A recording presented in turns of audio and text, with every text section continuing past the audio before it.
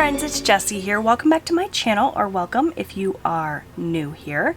In today's video, we are going to be writing out the budget for my husband's third paycheck in September.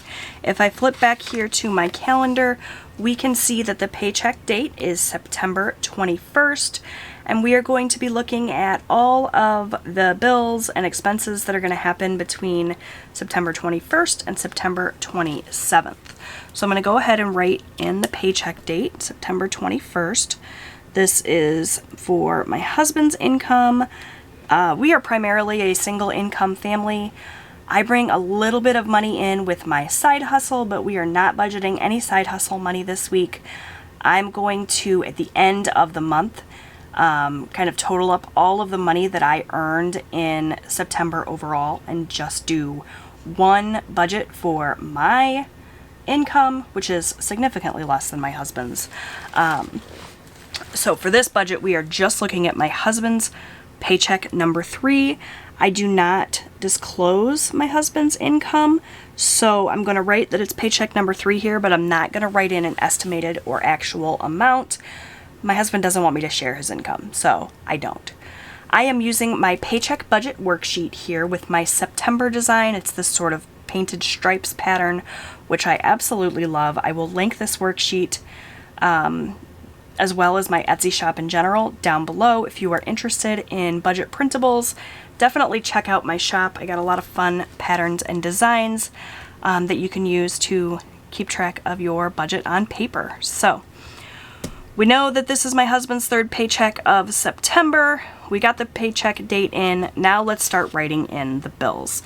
So this first section I have here is labeled checking, and this is any money that I'm going to leave in my checking account to cover any bills or expenses that I'm going to pay either with my debit card or with a credit card, anything that's not in cash, essentially. I do a lot of my budgeting in cash, which you will see when I get to some of these other categories, but for checking, it's just the money that's being left in the bank. So for me, that's going to be my bills that are due this week. I put my bills in my little calendar here in this bright blue color, and you can see the bills that are due this week are my car payment, my car insurance, and my husband's motorcycle insurance. So my Subaru payment is due this week, and for that I'm going to budget $390. For car insurance, we're going to budget $170. That is insurance on my Subaru as well as on our camper. And then we also have motorcycle insurance, which is through a different company, which is why it's a different line item in my budget. And for that, I'm going to budget $22. It's pretty darn affordable for full coverage insurance on my husband's motorcycle. So that is everything for checking. I don't have to leave any other money in the bank in terms of bills. I am going to leave some money in the bank for an extra debt payment, but we'll talk about that when we get to this extra debt category.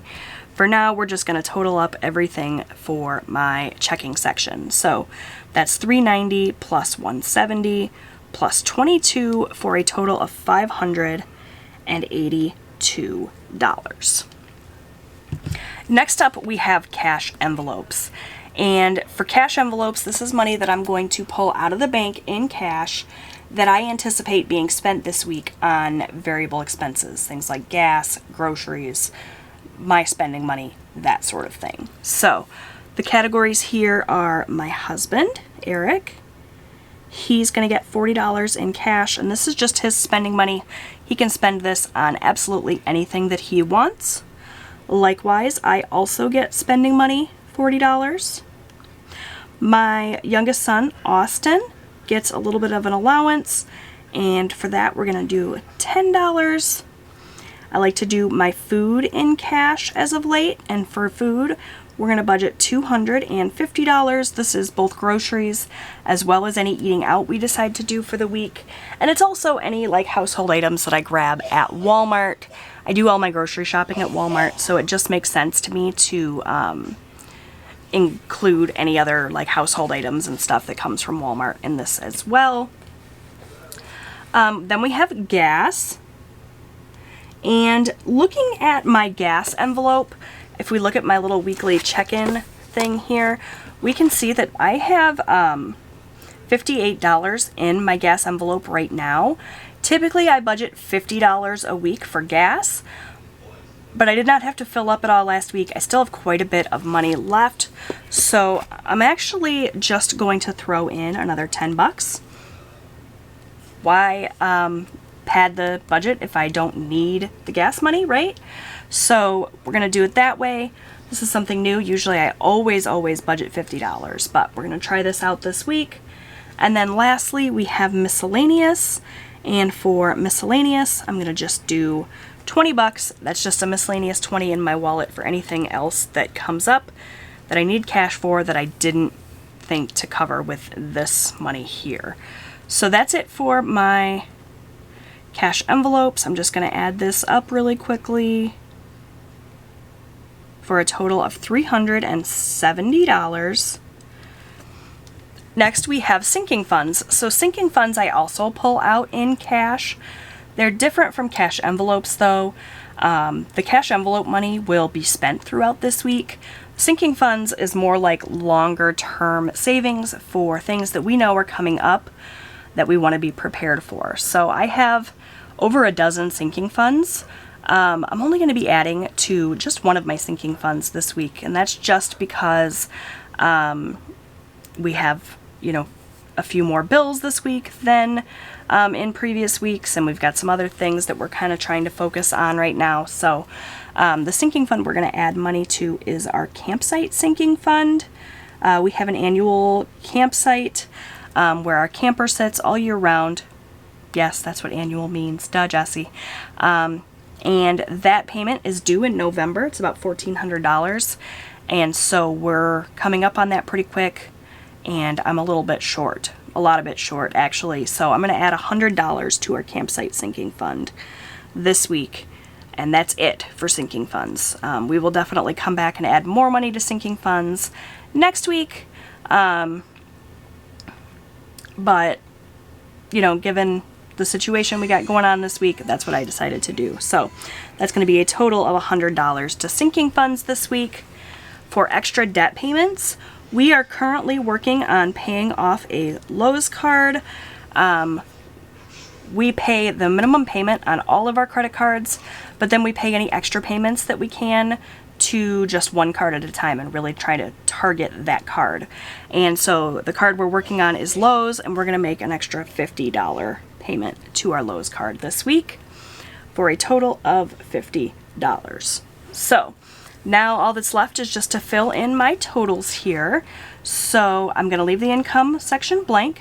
Again, I don't disclose my husband's income, but for checking, we said it was a total of $582. For cash envelopes, we said $370. For sinking funds, $100. Extra debt is $50. So what I would do then is take the income amount and subtract out all of these things and get a remaining balance. And then what do I do with that remaining balance? Well, that becomes my savings. So the majority of that I will roll over into the next week because that's just how we like to make sure all our ends meet.